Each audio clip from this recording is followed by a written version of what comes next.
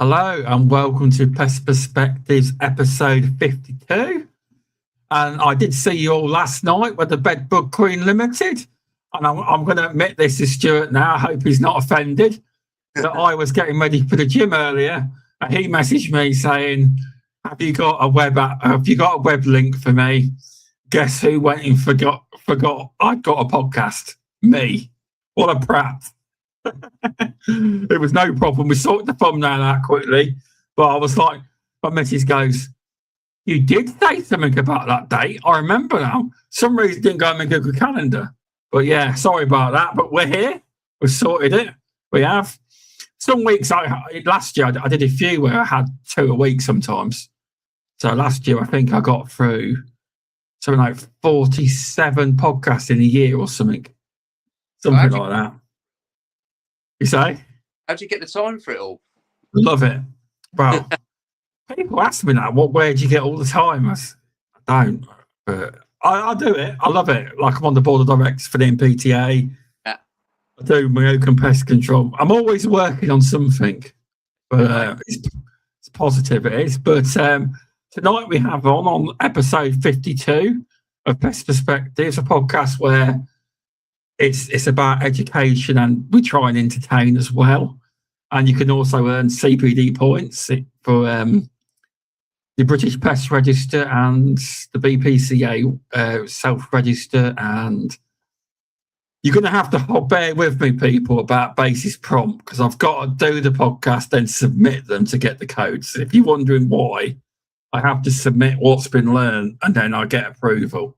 So it's going to take me a little bit longer to get them. It will, but everyone knows how basis is, but they're still accommodating my podcast, so that's all good.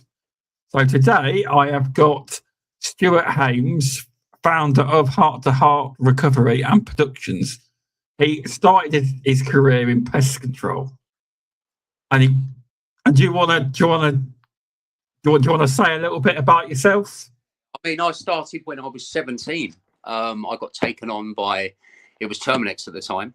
They transitioned from Peter Cox to Terminex. Okay. To do the Woking Borough Council contract. Okay. They had to get special insurance policies because the age of driving was 21 there for the vans. Oh, okay. Yeah. I was only 17. So yeah, I got taken on to do Woking Borough Council. But my career started as a technician, yeah. Cheers, Jason, for popping in. Yeah, so you got started there, did you? Yeah. Did they train you up then? There? Did you? My dad was in pest control. My dad had his own company, and I started off. I actually wanted to be an environmental health officer. Okay. Yeah. Experience at school with Sutton Borough EHO team.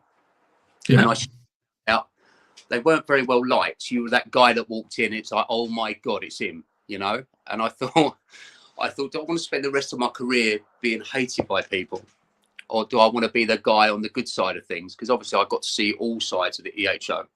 You do, yeah. Pest control. I thought I like this. It's problem solving. It's something that unknowingly fitted my ADHD at the time. Always things and new ways of getting around things, and I thought I quite like this, the problem solving side of it. So I thought I'd rather stick on this side of the fence and be that guy that goes through the door thinking, oh, it's him, brilliant, how are you doing, than be, oh my God, it's you, you know. Yeah, that's a really good point. Don't do this on the air, people, giving me good feedback. Thanks for that. Cheers. I hate getting feedback. It's good, but when someone does it right at me, but yeah. But thanks for the feedback. But yeah, no, that's good. I mean, you decided on joining the pest control side rather than staying on the EHO side, which there was more sort of action for me. There was a lot of, because obviously I have heard that when you train to be an EHO, it's about half a day or a day of pest control, and that's it. That's all you learn, really. I find quite shocking considering the amount of pest-related issues in F&B. There is, because it's like another guy who's been on there, Matt O'Donnell from IX5 Pest Control in Northampton. He was an environmental health officer, but he's got a pest control firm now. But what he's got a course specifically for EHOs. And he said they send them from all around the country to go to his, and he teaches them how to do their job better and know from giving them a greater understanding than what their course does. And he advertises it, and they come from all over. So he does that to help them be better at their job, because a lot of them don't really always know that much. It's not their main focus. Yeah, it's not. It's but no, yeah. So technically, I have had an EHO officer, but he's not an active one, obviously. Yeah. But no, it's good to hear. Hey, sorry. They're very knowledgeable in what they do. Oh, I've never had any issues with my paperwork with EHOs, but I've never seen one. I've never come across one on my visits or anything. I haven't. I've worked with quite a few over the years, because working for the borough councils, they had a problem on their site. Sometimes you would get invited to go down there and try and get to the bottom of the issue with them. I was always wondering whether that was a conflict of interest, because it's like if you're doing a council site, and the EHO, you're telling your own boss effectively that your kitchen's in a state. Yeah. It doesn't always help. But obviously you don't do that, do you? Well, you do, but same goal, aren't you? You want to keep the open, and obviously you want to please your customer by getting to the root cause of the problem, don't you? But councils always say this is our preferred pest controller. However, as long as XYZ is done, it keeps them happy normally. Oh, that's true. I have had someone ringing. It wasn't actually our client. It was a client's, well, basically a farmer that had a field next to this food business, and he decided to ring the HO on us. Oh, right. Didn't do anything wrong. The HO came down and checked everything. It was all good. What was he he was moaning that it was an issue in the field, and I said, doing everything we can, and there was no issue. Just I don't know what his problem was, but it happens. But I've never met one yet. Jason worked for his local council, and he's worked closer with the EHO as well when he worked for the council. So it kind of goes hand in hand, I imagine. It does. As long as you're doing your job properly, and obviously we've probably all seen our fair share of some bad examples of pest control over the years when you visited certain sites and they're struggling with issues, and you get to the bottom of the problems as to why the customers still got the issues, It can even be things like they're not listening to you. Yeah. Because I've a couple of places we not contract places, but places where they had an issue. And in the end, the way we did it, told them that if you don't do this, you'll get shut down. None of you will be having, because they were laughing, none of you will have jobs. If they get reported, this place will be shut down. Well, next thing you know, they sorted the problem out. So when I explained it that way, they did it. Yeah. I mean, financially, if it gets shut down for a period of days, I mean, when you look at the cost of that, of being shut down, and you look at the price of the pest control service and your reputation, for me, it's no. But well, it is. Yeah, it is. It's where's your microphone then? Have you got your Shaun microphone? My microphone's right next to my computer here. Can you hear me? Yeah, I can hear you. Just I was like, he's got a Shaun microphone in his thumbnail picture, but where is it? No, I've got a microphone next to my computer here. Oh, nice. But no, to carry on. So, how long did you stay at Terminex for? Were you just a normal technician, or did you go through the ranks there? Or there as a junior technician for about 2.5 years. Yeah. But I realised that I wanted to get involved with sales, but Terminex at the time, they wouldn't take me seriously because of my age. It wasn't they're quite openly honest with me about that. And I found another company It was Crystal at the time that wanted to take me on. I mean, with having ADHD, I've always been good at talking. So they gave me the opportunity in sales, and they said, "I'll come over and try your hand at sales." And I was hitting all my targets. I've always been learned. Another ADHD thing: when you're invested in something, you're fully invested in it. Okay. Out of my way to learn all I could within the industry. And so, I just went up through the ranks, operations manager, sales, worked in sales, lead bird technician. But where I was happiest was on the tools. Yeah. Yeah, I've always been happier on the tools rather than being in the office. Never been in an office. I wouldn't know. I wouldn't, but no, it's not a fun place. No, I would imagine it is, because obviously, if you run in a firm and like people are working for you, it's a little bit different. But you ever been in that position? What's that?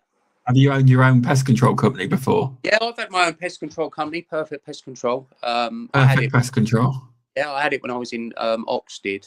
It was going all right. The problem why that failed was their bills. I was doing so much work, people invoices, and obviously at the end of the day, you've got your bills to pay, Shaun. So, what we do is we stick the old card reader out. You pay now. And we've just made a change to the way we do our estate agents. Yeah, they pay up front. Oh, really? And most of them have done it. And also, we had one recently who said they'd do it. We let the first visit go. Yeah. We told them, until you pay up, you're not getting your second visit. Yeah. So, but generally they actually do it. They do. Can you bring your microphone forward a bit? There's a little bit. It's cutting up a little bit, just slightly. Is that better? It just cuts up a little bit for a second or two. It does. But no, I mean, you see it up and down. People commenting, people ain't paying the bills. That is the biggest problem, because businesses need cash flow. Without any money, you can't really. Because it's like we also have had different guests on, and pest controllers are good at doing their jobs. When they set up businesses, the majority, not saying all, the business side is a lot of people struggle with. But it's different with commercial. They expect you to wait 3 months, don't they? That's our terms. No, you agree to our terms. You pay now. Yeah, unfortunately, it doesn't work like that. And then they extend it enough past the 3 months, don't they? Well, I've had them up in the small claims courts and won before. Oh, right. How many customers have you had to take to the small claims court? 3. Oh, right. Was you successful every time? 4th time wasn't successful because the bloke done a run up from the pub. Oh, no. We went to have a look recently. Inside, it looks all empty. It's like got closed for refurbishment. Yeah. But they were people that were. Then they weren't all commercial. They were people that were. I don't think they took us seriously. So sometimes it's like not big amounts, but it's more of the principle of the matter. Yeah, absolutely. And we've won where somebody tried to once say that I didn't agree to that payment amount. Yeah. And he signed a document in the end, because we provided all the taxes. It's all good and all that, and we won. Okay. But you can use all of that as proof. I don't like to. Don't get me wrong, but it's not anything that's ever hurt our reputation over, because when it's justified. It's when like you help a business and you help solve the problem, like say squirrels. Yeah. And they wanted that top premium service, and then they wouldn't. They took 4 weeks to pay the bill. No, it's shocking. Once they got their issue sorted, I've come across this time and time again. Yeah. Problem sorted for them, or you put the initial treatment down and you get the vast amount of the problem under control. Use bats as an example. Then they're not interested in paying the bill at the end of the treatment, because the problem. Exactly. So since then, we've obviously changed things. We're now digital. Yep. And when you get your appointment for it, states that you must pay at the door on the day. Yeah. Or in advance. And it's made quite clear it is. Yeah, I mean, by my time again, I would do things very differently. I mean, because all you say to them is, if you pay, even domestic customers, say we have this policy. We have this policy. If you pay the bill, the chances are you'll be in next time I come. Yeah. If you don't pay the bill, you probably won't be that bothered. Yeah. And they say fair enough. They do, you know. Well, Jason says he got 95% of my contract paid a year, and most of ours do, to be fair. Only very, very long-standing customers get it monthly. It's not a thing we like. It's not, but... Started in pest control, we were still working off cards, Shaun. That's how many years ago. Yeah. I feel old. Cards. I heard about these cards, like a Rolodex. Are we talking? No, it was your contract visit frequency. So you had your 4, 6, 8, 12, 24 visits, all on different colours.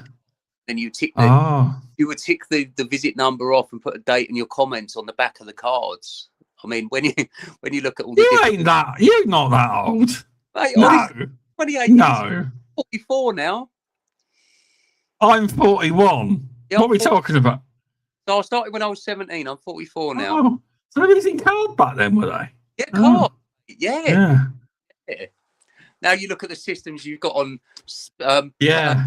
mate, and everything else that you guys. I suppose you are right. I mean, we weren't big on it. My dad was like, "We're never going to go to digital, never." Yeah. And then I convinced him. We went to Pest Tech one year, MPTA's Pest Tech, and we had a look around. I'll tell you what, it took him a while, but he reckoned it's the best thing I've ever done. He says it made paperwork so much easier and faster. Yeah. I mean, the amount of times you used to do 8 or 10 maybe routine visits in a day. Oh my God, writing those reports out, each and every one of them, would give the customer the carbon copy to put in the folder. Is the next one. You get about 10 in, it's like... So we have digital portals now, and we say to them, if you want to download it, you can and print it, but we're saving the earth. Yeah. Saving the paper, you know. Yeah. But most of them just leave it on their computers, or access on tablets for the EHOs or inspections. But if you want to print it, you can. But any form of treatment record file on sites at all anymore these days, or is everything all on an online portal? Like your hazard, your safety data sheets and everything else, is it all on a portal? Is it? You can put it all on the portal. Oh, brilliant! You can upload files to it and everything. Oh, brilliant! You can. So you don't have to have it all there. But if they want me to send it through separately on emails, I can. But it is generally everything can be put in there.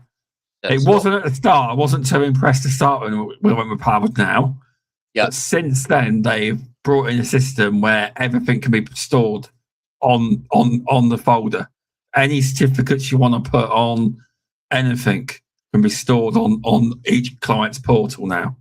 So you can go fully digital. There's one contract, a quarterly, and I begrudge. It's a quick contract.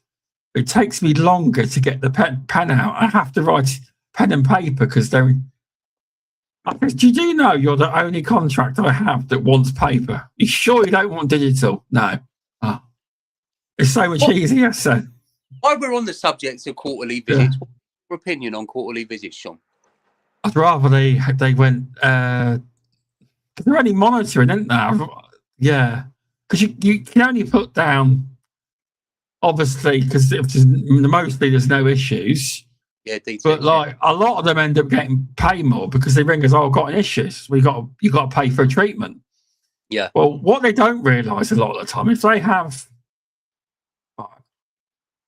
say they pay the quarterly and then they have a rat infestation and then another one later in the year, it's cheaper just to have the monthly service.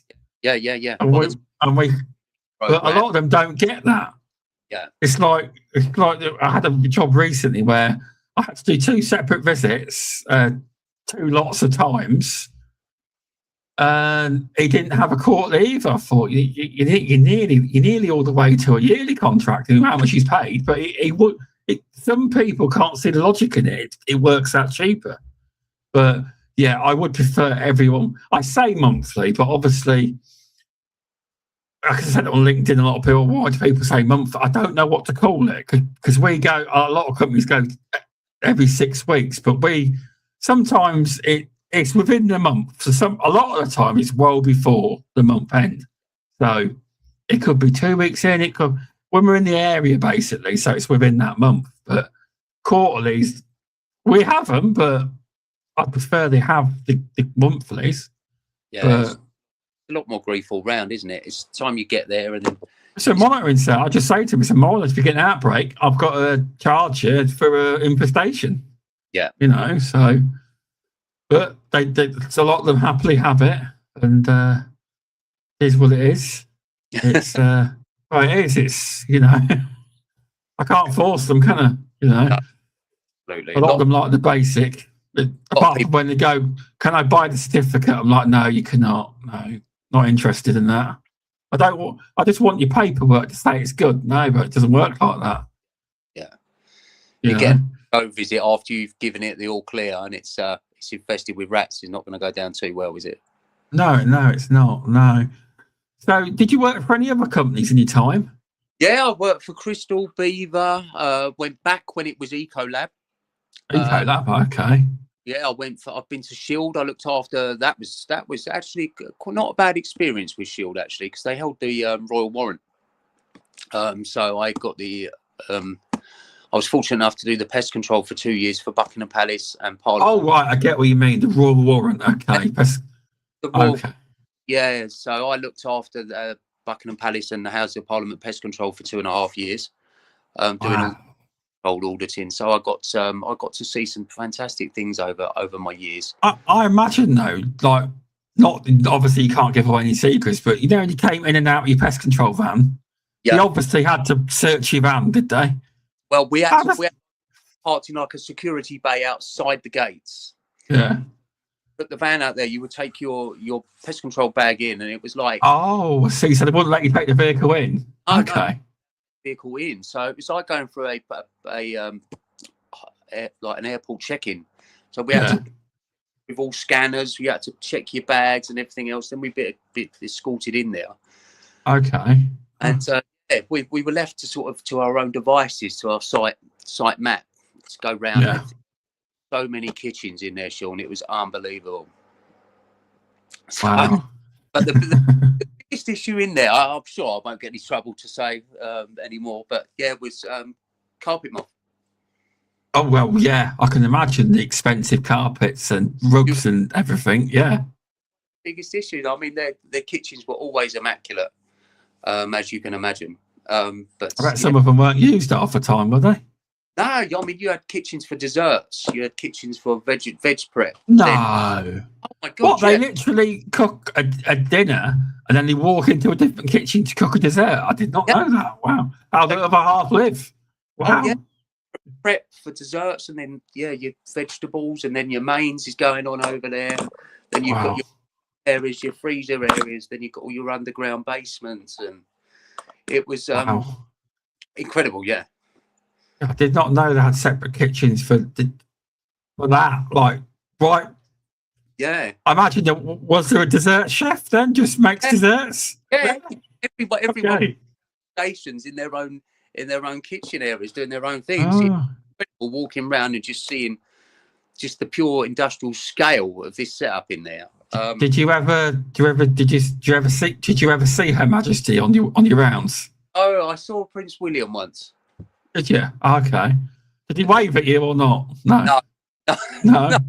I didn't sort of jump in for a selfie with him either. I thought about there was a lot of security around, as you can imagine. Yeah, because you're better to be professional there. A lot of people like it where, if you have a celebrity customer, they actually love it if you don't fanboy them.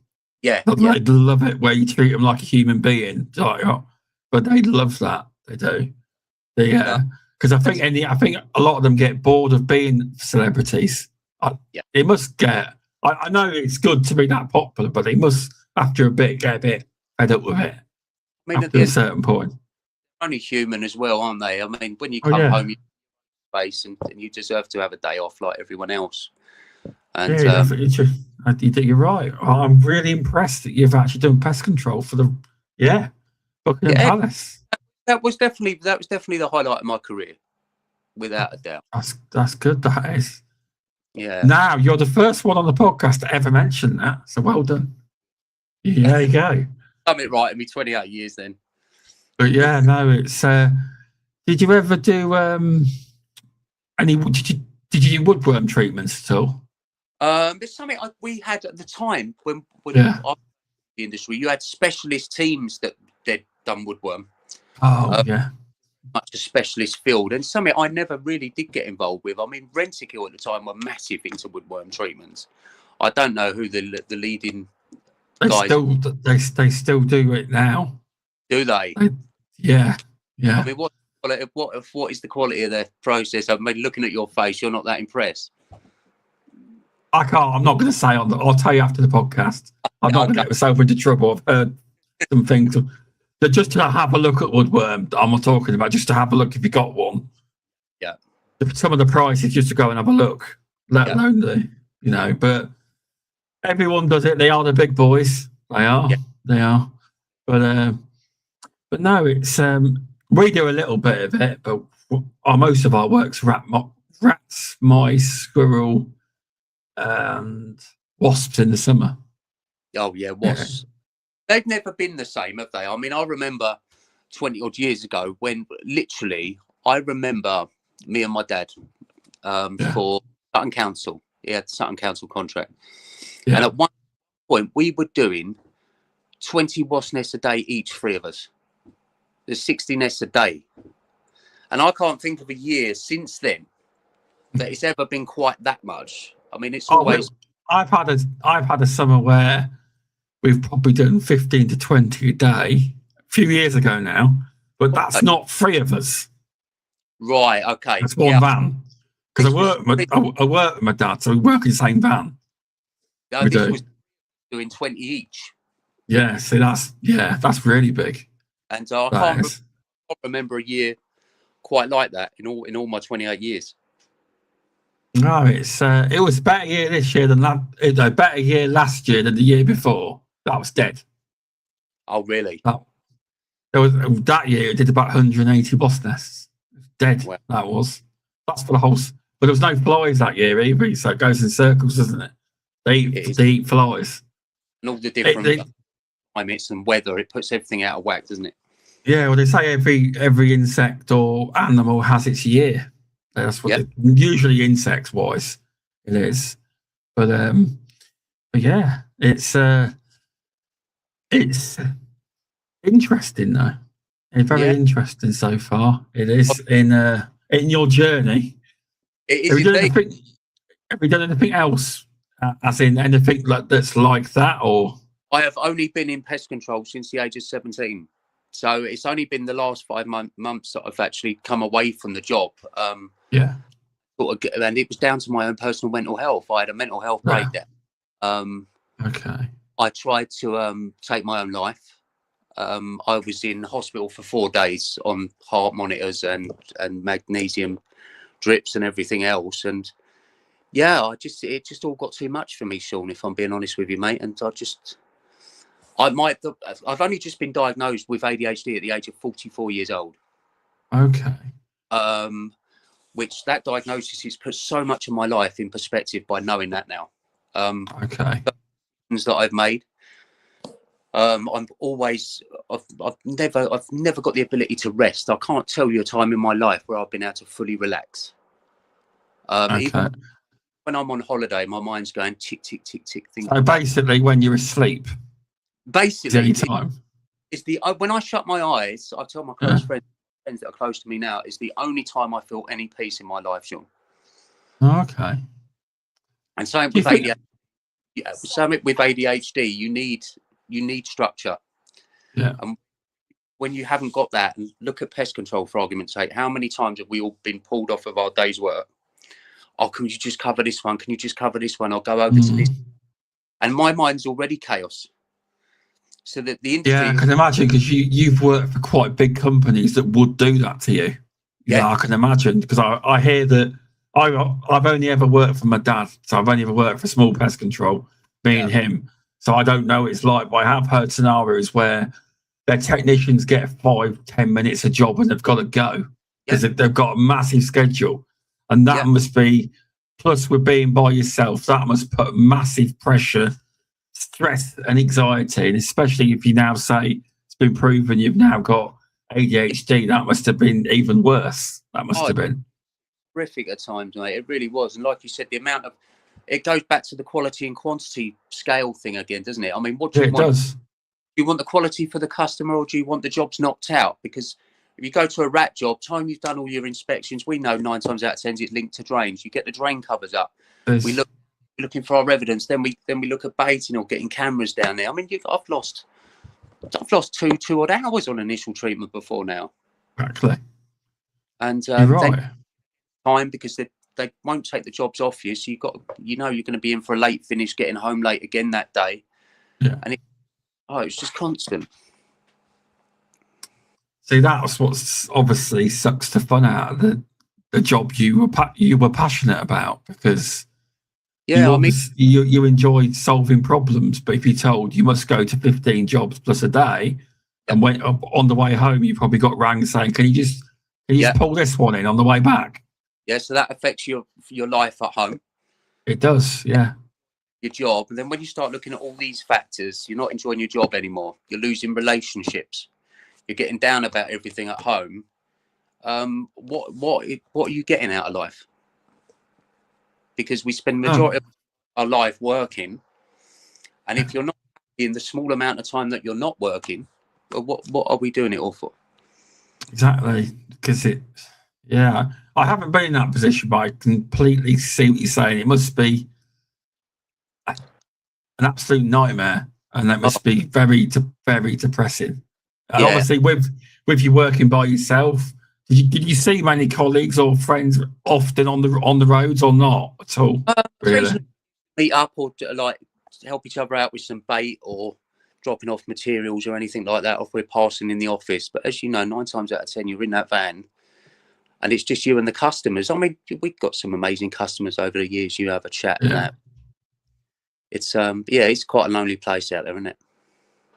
It is. It's in BASF are always doing surveys on mental health, and it always comes up as very bad due to the main problem.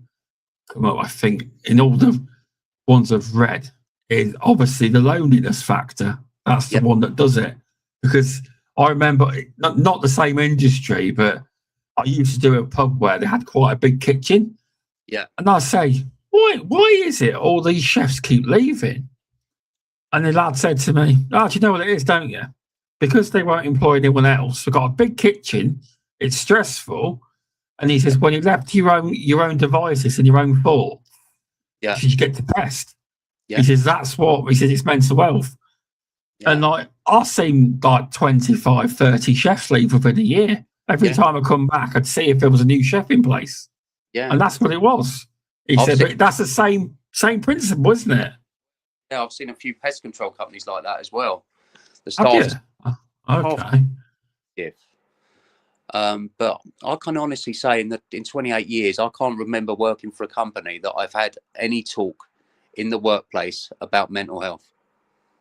Not in 28 years, Shaun. I don't think it's a factor for a lot of companies. I don't know. Has it changed at all now, or is it still the same? Still pretty much the same, but it's the biggest. The stats show the biggest killer in males aged 13 to 35. Yeah. Is suicide, but we're not talking about it's too much of a taboo subject, and we need to remove the stigma from it. It is, because I'll tell you why a lot of pest controllers are scared to talk about it as well. I'm not on about your general technicians. There's a lot of people that hold gun licenses. Yeah.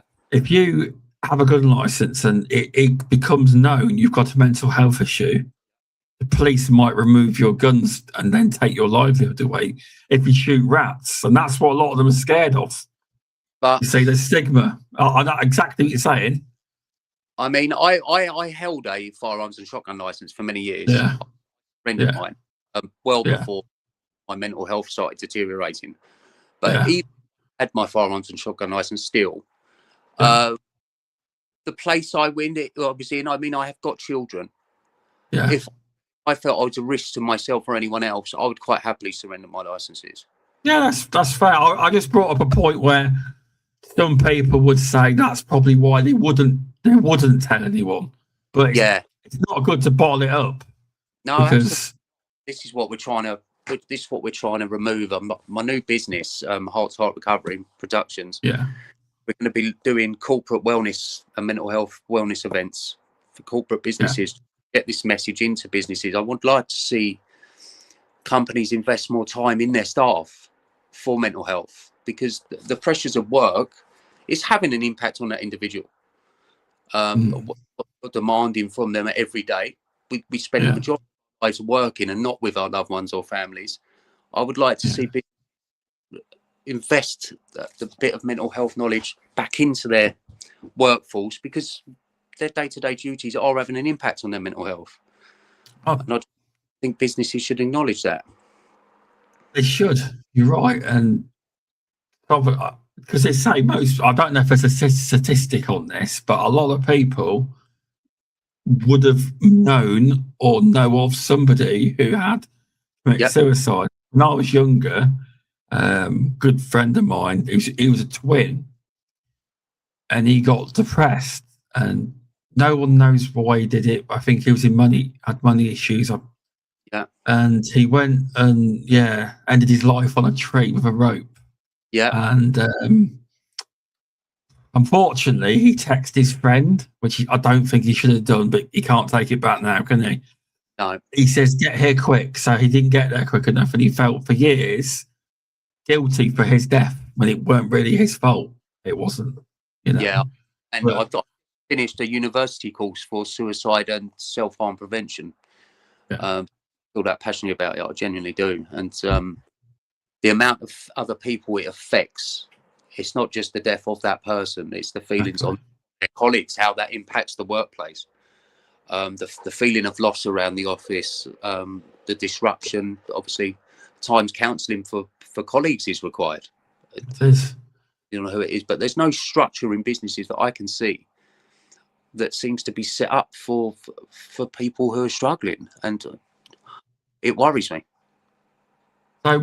So with this, what are you just any corporate businesses, or have you got a target demo? Are you trying to go for?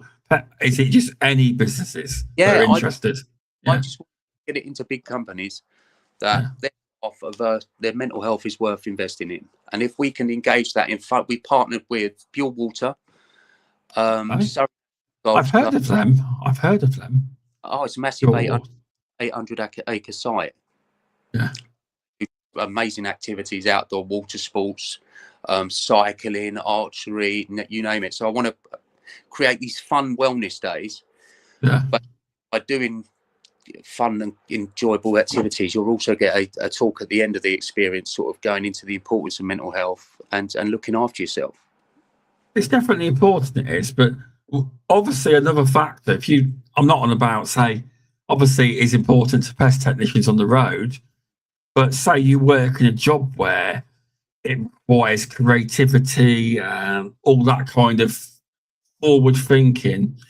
If your employees are in a bad state of mind, it will completely tank their creativity, strategies, etc., and the company going upwards and upwards in profitability, etc. So it is an important factor. If you notice certain staff are like their work rate's dropping or their creativity's gone down the toilet, then that's probably what it may be.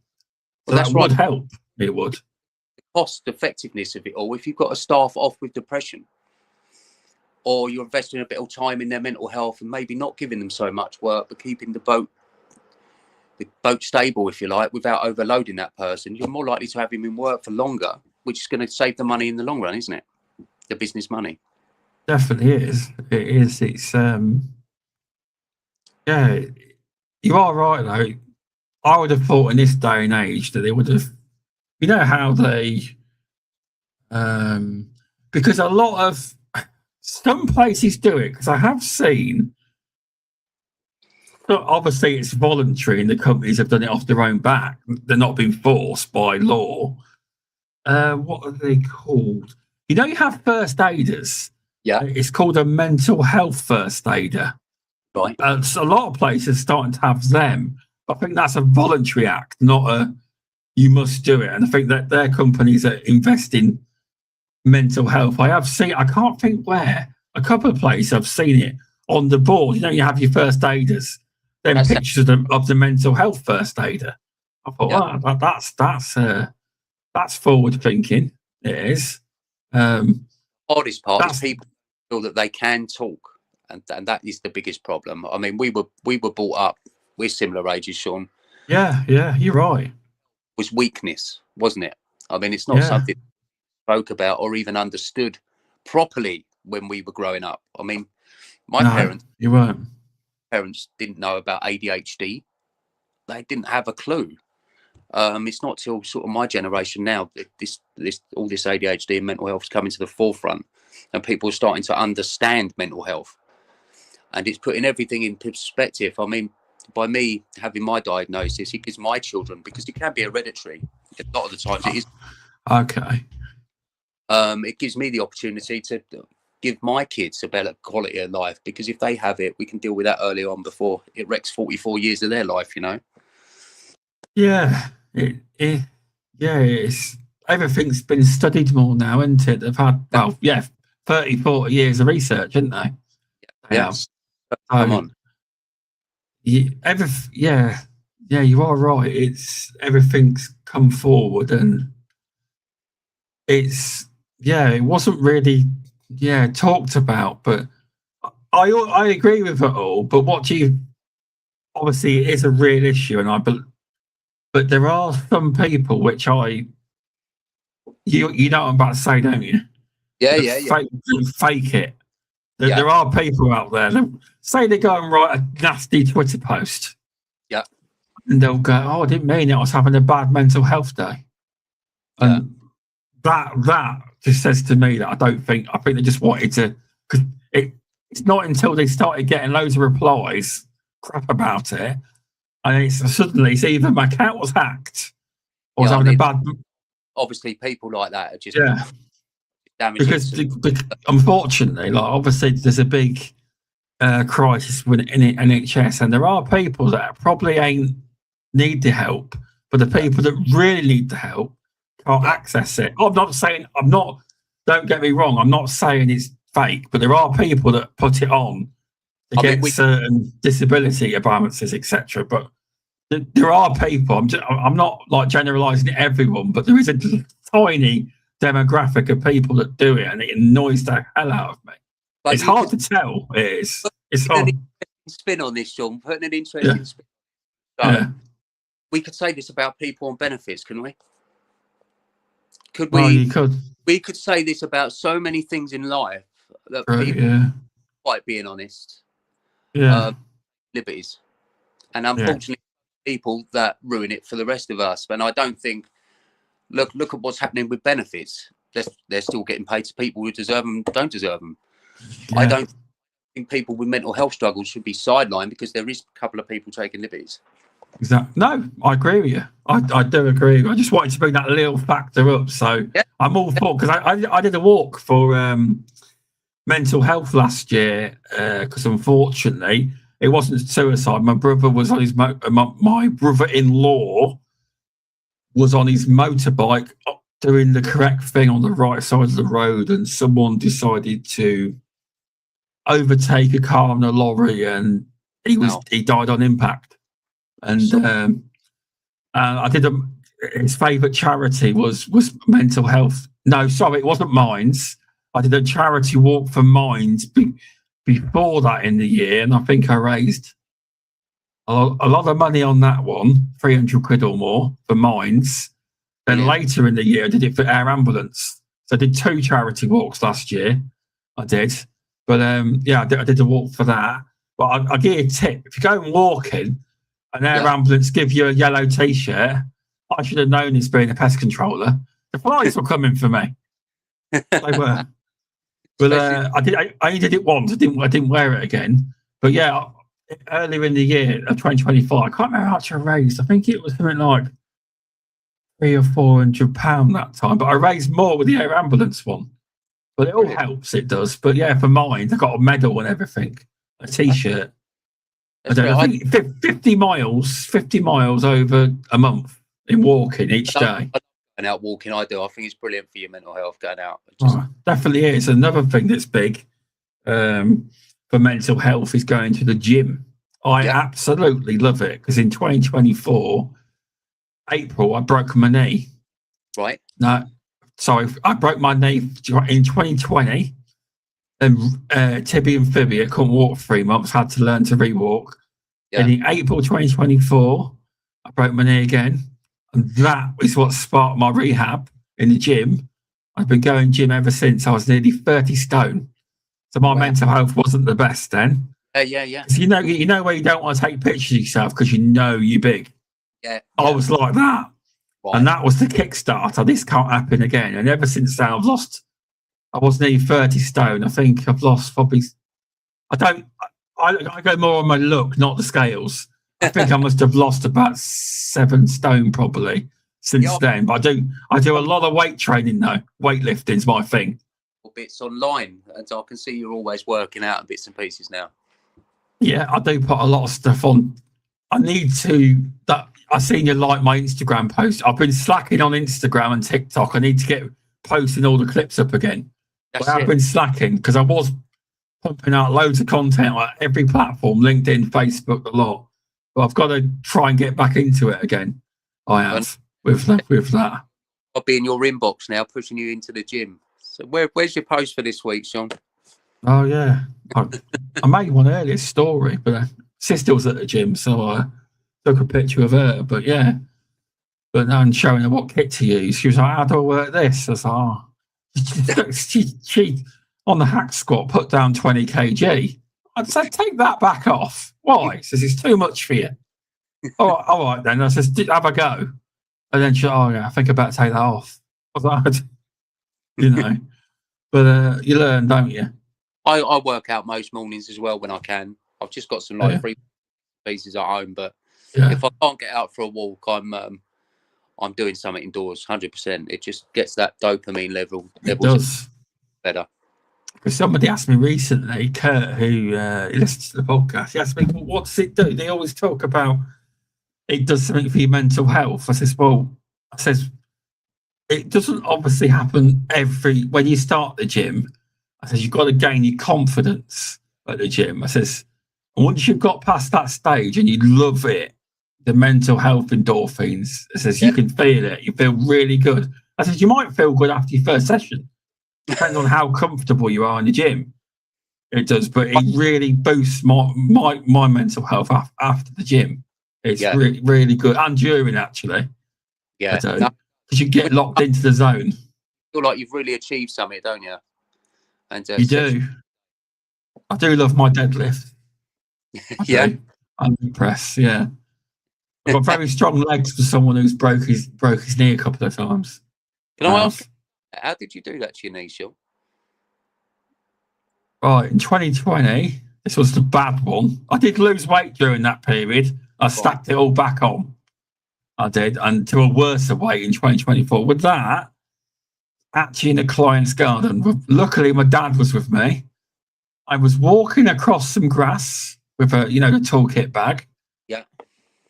I clipped my ankle. I thought I broke my ankle. Yeah. So I tried to get back up. I said to my dad, I can't do it. What do you mean? I said, I can't get up. I said, I think I've broke something. So he says, are you being serious? I said, yeah. And then I kept trying. I said, I'm going to have to ring an ambulance. The lady wasn't in. She felt so bad because she could have got me out easier because of my size. Could have rolled me straight through the garage, but it was on when he eventually got me up because they had to dose me up. They tried to get me up, pull me up. They had to dose me with the maximum amount of stuff they could give me, but they used one of them blow-up seats. So I sat on the floor and I was going upwards. Somehow got into the wheelchair. From the wheelchair to the bed, from the bed to the ambulance. But I've never been in her garden ever since. She's had us out a few times, and my dad won't let me get out of the van. He says, mate.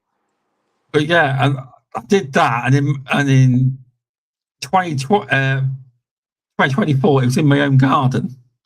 Yeah. I was at the bottom of the garden picking up dog poo. Yeah. I didn't fall in poo, by the way, okay? And I that. stupidly had a wet board. There was a wet board down, put plants on, and my foot went on it, and my foot went past me. And you want to stay in the back? Well, this was at my own house. I'm a lot more careful, but what happened? I said to my missus, I says, "You're gonna have to get Dad." So I think I've broke my knee because you got the wind out of me. But once you've broke your knee, when if it happens again, you'll know if you've broke your knee. I can imagine it was extremely painful. Oh, it took the wind out of me. Yeah. I was like trying to get my phone out to ring my missus from the bottom of the garden. I says, I think I broke my kneecap. But this time they got me up. But when I went to hospital, they sent me home. I said, "You got to come back for a CAT scan." They couldn't see the break, so they gave me some like crutches to use. Right. And they came back the next day, and they done the CAT scan. He says, "Yeah, you cracked your kneecap in half." Ooh. I was like, "How was I walking around? How was I hopping around?" I had to have surgery. Then I had to be awake for it because they'd done some research. Apparently, 2020, I didn't come out of it took a long time to get me out of the anesthesia. Yeah. So that was a weird feeling when you can't feel your body down there. Well, I can imagine. But yeah, I'm all good now. That's good to hear it. I'm still on the weight loss journey, but yeah, I love it. I do. There's a lesson to that story. Put your knee pads on.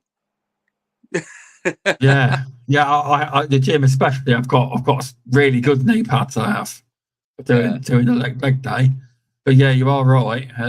But yeah, I'll try to be as careful as I can. Yeah. I do. But that's the story behind that. But you know, when you used to have to crawl along the loft joist, it used to be really painful on my knees. It did. Too much of it now because everything's got to be boarded, as you know, getting lost. I don't generally. If it ain't boarded, yeah, I don't. No, it's not worth the risk of me falling through someone's. Back in the day. Hello. The balance on the joist. A lot of the old school guys will tell you we used to be. Some of the old school guys still do that. Yeah. But health and safety wise, wouldn't really allow you to do that. But most people, as you know, haven't got them boarded. Not my own, but I have never gone through anyone's loft. Touch wood. But I've seen people that have, and their boots in the bedroom. Terrible. Problem is, though, you do it now, and I'm not being funny, you'll probably end up on social media. I know. Everything's getting. His legs. He's through the. You know. That's your reputation gone. Jason still does it. He says, "I still do it." LOL. We just put. I know. But scaffold. Normally, you find it's like we used to have back in the day, a couple of small scaffolds, and then you put them across the joists. We've actually got them. We have, but I haven't used them along crawling boards. They're metal or aluminium, whatever it is. Not used them in a long time though. No. That was for something else we were doing. Probably a woodworm job that was. But now it's yeah. So how are you doing now, Matt? Did you have to go? Like, did you get over your? Sorry, you never get over it. Such. Well, what happened? Did you have to have? What was the stages toward getting better as such? I think a lot of it was admitting that I was at a bad place. I think for me, it goes back to us talking about talking again. Yeah. I mean, I was bad. I should have died, Shaun. They said to me I should have had full organ failure because I took a massive overdose of prescription drugs. Wow. And yeah, I mean, it's not the first time. I've taken several attempts in my life in several years. Okay. 4 of which I've ended up in hospital over. And it all relates back to this ADHD. overwhelming pressure that I've never been able to fully understand or manage. That I was just this fast. My friends have always said to me, "You never stop. You never stop," and I quite literally never stop, Shaun, until I get out in the evening and my body shuts down on me. That is my entire life for 44 years. I've had felt peace is when I shut my eyes, and it's quite a sad state of affairs, really. 'Cause I wake up in the morning, and then I am like a greyhound out the trap every morning. Yeah. Then my body will crash on me at lunchtime, religiously every day, where I burn all this energy. Yeah. 2 hours sleeps, and then I'm like that greyhound again from 2 o'clock straight out to when I go to bed at night. And sometimes it just gets too overwhelming just to be able to deal with it every single day. It's obviously an ongoing journey, isn't it? It's not. Yeah. I mean, you can. And I was masking a lot of it. I mean, I used to do about 6-7 cups of coffee a day just to keep me going as well. Yeah. My body just wanted to crash, but I was sort of fighting against it with stimulants like coffee, etc., to bring myself back to a normal place to be able to carry on my life. But my life was never running like any other human beings would. I was feeding it caffeine and whatever else to keep myself running. Yeah. So do you take as much caffeine now? Have you lowered the caffeine, or do you still take 7 coffees a day? No, I'm on absolute caffeine-free everything now. I drink calm teas that don't appear to. I've still got another 4 or 5 month wait to get my medication for my ADHD. Can you believe that? I can believe it. I can believe it, sadly. I've been told by psychiatrists that I've got ADHD, but I've got to see an independent company to be able to get on the right medication for my ADHD. And all I articles on the internet about people taking their own lives that have got mental health issues that are on waiting lists. But what makes me an animal wouldn't be left to suffer for so long, would it? I don't know. I mean, no. Is there any stats on that then? I mean, if like you look at animal cruelty and everything else, we're not allowed to let an animal suffer. Sorry, what? I missed it there. If it was a what? Sorry, an animal wouldn't be left to suffer, would they? Right. Yeah. Sorry. Right. I misheard what you said there. I thought you said something else. We as human beings. Yeah. No, you are. You wouldn't let an animal suffer. You're right. Definitely wouldn't. We and myself and many other people are sitting here suffering, and there's people right now their own lives over this, Shaun. Oh, there is. There's just not enough support. There's not. There really isn't, mate. I remember when, obviously, when you ring the doctors, they get a load of messages. Yeah. And I listened to it once. It didn't stay there for that long. But he said, if this is a mental health issue, ring this number. And I was thinking to myself, if you were really on the edge, that could have tipped you off the edge. That could have. We don't want to speak to you. Go and ring someone else, basically. If you were in that state, hearing that, ring this number instead. You know. I mean, there's some fantastic organisations out there like the Samaritans and Shout, and if you need to talk, these guys are available 24/7. And I've been up in some of these places myself, genuinely. When you don't feel that necessarily you can speak to a loved one or someone else. I mean, these people are amazing at what they do, and it's important to talk, and that's the point that I wanted this sort of conversation to go. Really, it's so important because how I'm still here to have this conversation with you, Shaun. Quite frankly, I do. But I just wanted to make everyone aware that there is help available, and try and bring that awareness into businesses a bit more, save a few more lives if we can. It's good to hear that. Thanks for opening up, because you told me earlier on on LinkedIn that this was the first time you've actually talked about it. And also I've got, after this show, not saying you want to, but this is downloadable. So if you want me to send you the whole podcast and the clips, you can share and do whatever you want with the clips if you want to, whatever you want. It doesn't bother me. If you want to use them for anything, you can. Brilliant. Your socials or whatever you do for your business. word, mate. That's all I want to do. If we can save some more lives, and just by sort of talking and creating some awareness, that'd be amazing. I know that's a good thing. So, do you want to tell people if any pest businesses are listening, or any businesses that listen that want to give their staff better mental health, how you can help them, or how they can contact you? I mean, normally, the organisation and how you deal with mental health, that would be down to your HR departments to sort out. I mean, there should be some is available. Advising poor mental health, where to go for help, in of what you've got in businesses to support people that are suffering, who can talk to somebody at work.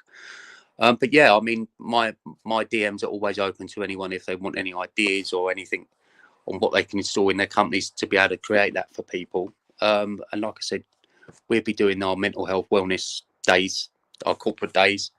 There's all the information about that when the website goes live in a few weeks, and it's a good way of coming down, giving everyone a good fun day, because mental health, like we both said, being outside does us so good for our mental health.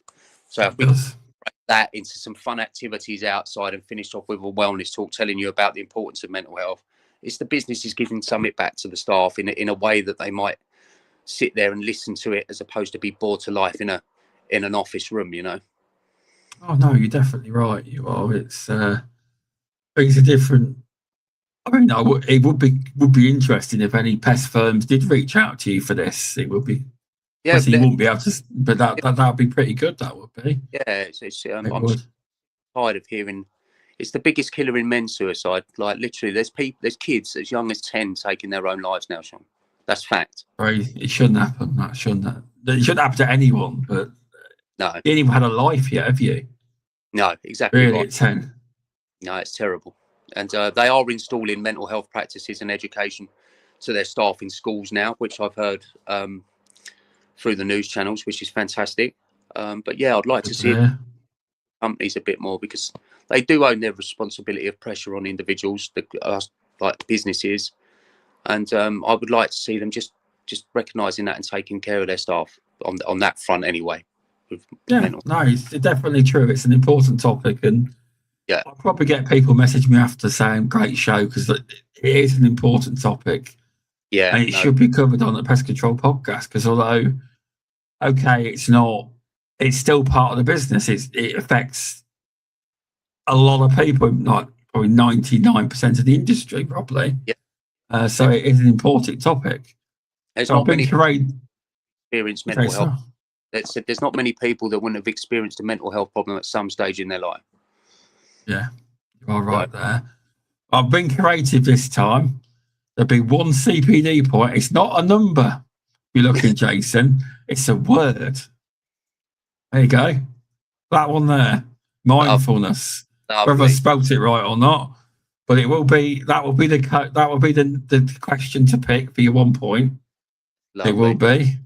So, but no, thanks for doing this. It was good of you, and it's raised awareness to mental health and how to get help and what businesses can do to help their staff better. It's just good to raise awareness. But should I put, what details do you want me to put in the descriptions? Your LinkedIn account, or is there an email or something? Put my LinkedIn account's absolutely fine. Anybody DM me. I'm always happy to reply to any DMs. That's fine. That's good tits. I don't know what, I look really red, don't I? I can't notice from here, mate. No, but I don't know what. I must be hot. I don't know. I'm not that red. I'm quite white. I don't know what's going on. Maybe it's the lighting in here. I don't know. But yeah, thanks for coming on, Jason. Jason enjoyed it. Great talk. Guys, take care, won't you? But yeah, thanks for coming on. And if you hold on just a second, I'll just shut the stream down. I will have a chat for a second. Right, thanks everyone. And this time, I will see you next week on the podcast. Cheers, guys. I will. Thanks everyone.